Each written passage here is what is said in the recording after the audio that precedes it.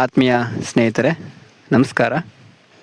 ಈ ಒಂದು ವಿಡಿಯೋದಲ್ಲಿ ನಾವು ಮೌಲ್ಯ ಶಿಕ್ಷಣಕ್ಕೆ ಸಂಬಂಧಪಟ್ಟಂಥ 15 ಬಹುಮುಖ್ಯವಾದ ಪ್ರಶ್ನೆಗಳ ಬಗ್ಗೆ ತಿಳ್ಕೊಳ್ಳೋಣ.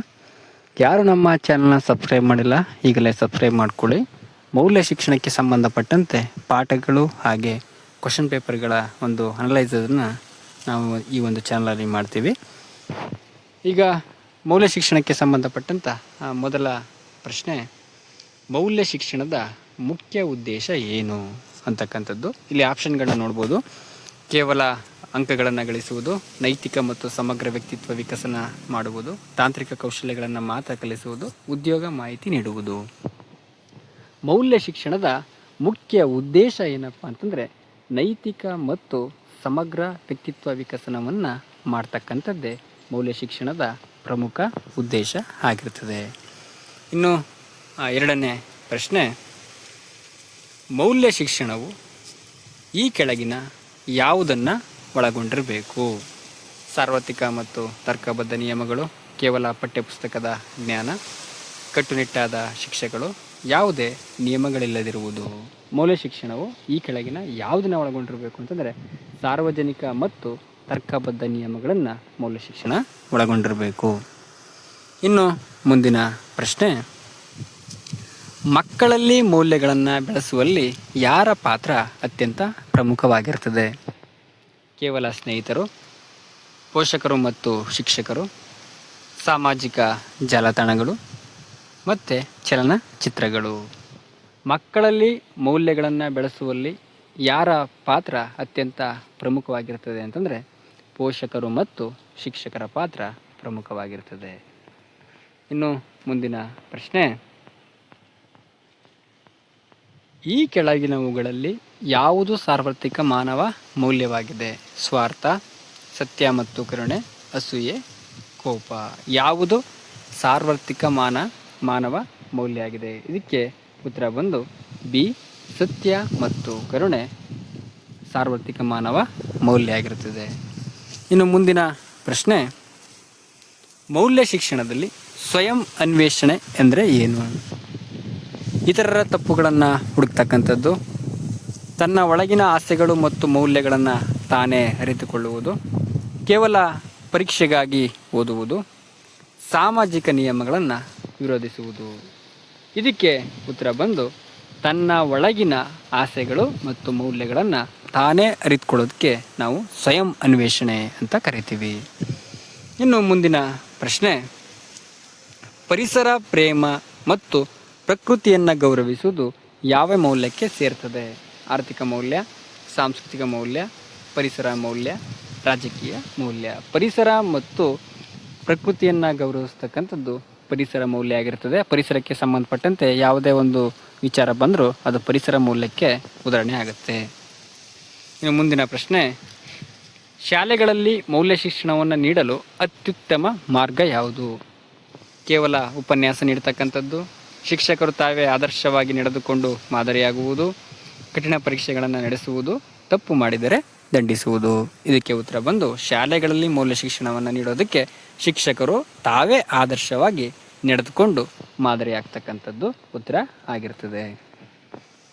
ಇನ್ನು ಮುಂದಿನ ಪ್ರಶ್ನೆ, ಭಾರತೀಯ ಸಂವಿಧಾನದಲ್ಲಿ ಅಳವಡಿಸಲಾಗಿರುವ ಪ್ರಮುಖ ಮೌಲ್ಯ ಯಾವುದು?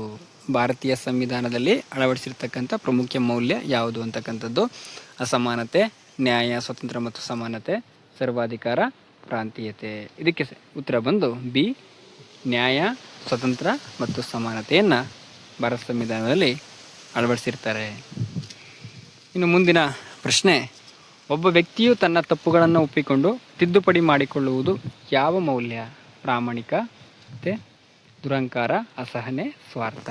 ಇದಕ್ಕೆ ಉತ್ತರ ಬಂದು ಪ್ರಾಮಾಣಿಕತೆ. ಒಬ್ಬ ವ್ಯಕ್ತಿ ತನ್ನ ತಪ್ಪುಗಳನ್ನು ಒಪ್ಪಿಕೊಂಡು ತಿದ್ದುಪಡಿ ಮಾಡ್ಕೊಳ್ತಕ್ಕಂಥದ್ದು ಪ್ರಾಮಾಣಿಕ ಮೌಲ್ಯ ಆಗಿರ್ತದೆ, ಪ್ರಾಮಾಣಿಕತೆ ಆಗಿರ್ತದೆ. ಇನ್ನು ಮುಂದಿನ ಪ್ರಶ್ನೆ, ವಸುದೈವ ಕುಟುಂಬಕಂ ಎಂಬ ಪರಿಕಲ್ಪನೆಯು ಯಾವ ಮೌಲ್ಯವನ್ನು ಎತ್ತಿಡಿಯುತ್ತದೆ? ಕೇವಲ ಸ್ವಂತ ಕುಟುಂಬದ ಪ್ರೇಮ, ಜಾಗತಿಕ ಭಾತೃತ್ವ ಮತ್ತು ಐಕ್ಯತೆ, ಪ್ರಾದೇಶಿಕ ಭಿನ್ನಾಭಿಪ್ರಾಯ, ರಾಷ್ಟ್ರೀಯ ಅಹಂಕಾರ. ಇದಕ್ಕೆ ಸಂಬಂಧಪಟ್ಟಂಗೆ ಉತ್ತರ ಬಂದು ಜಾಗತಿಕ ಭಾತೃತ್ವ ಮತ್ತು ಏಕತೆಯನ್ನು ಎತ್ತಿಡುತ್ತದೆ. ವಸುದೈವ ಕುಟುಂಬಕಂ ಅಂತಕ್ಕಂಥ ಒಂದು ಪರಿಕಲ್ಪನೆ. ಇನ್ನು ಮುಂದಿನ ಪ್ರಶ್ನೆ, ಸಹಿಷ್ಣುತೆ ಎಂದರೆ ಏನು? ಇತರರ ಆಲೋಚನೆಗಳು ಮತ್ತು ನಂಬಿಕೆಗಳನ್ನು ಗೌರವಿಸುವುದು, ಇತರರೊಂದಿಗೆ ಜಗಳಾಡುವುದು, ಕೇವಲ ತನ್ನ ಅಭಿಪ್ರಾಯವೇ ಸರಿ ಎನ್ನುವುದು, ಸಮಾಜದಿಂದ ದೂರ ಇರುವುದು. ಸಹಿಷ್ಣುತೆ ಅಂತಂದರೆ ಇತರರ ಆಲೋಚನೆಗಳು ಮತ್ತು ನಂಬಿಕೆಗಳನ್ನು ಗೌರವಿಸೋದಕ್ಕೆ ನಾವು ಸಹಿಷ್ಣುತೆ ಅಂತ ಕರಿತೀವಿ. ಆಪ್ಷನ್ ಎ ಉತ್ತರ ಆಗುತ್ತೆ. ಇನ್ನು ಮುಂದಿನ ಪ್ರಶ್ನೆ, ವಿದ್ಯಾರ್ಥಿಗಳಲ್ಲಿ ನಾಯಕತ್ವ ಗುಣವನ್ನು ಬೆಳೆಸುವ ಮೌಲ್ಯ ಯಾವುದು? ಜವಾಬ್ದಾರಿ ಮತ್ತು ಸಹಕಾರ, ಭಯ ಮತ್ತು ಹಿಂಜರಿಕೆ, ಕೇವಲ ಸ್ವಂತ ಲಾಭ, ಆಲಸ್ಯ. ವಿದ್ಯಾರ್ಥಿಗಳಲ್ಲಿ ನಾಯಕತ್ವದ ಗುಣವನ್ನು ಬೆಳೆಸ್ತಕ್ಕಂಥ ಮೌಲ್ಯ ಯಾವುದಪ್ಪ ಅಂದರೆ ಜವಾಬ್ದಾರಿ ಮತ್ತು ಸಹಕಾರ ಆಗಿರುತ್ತದೆ.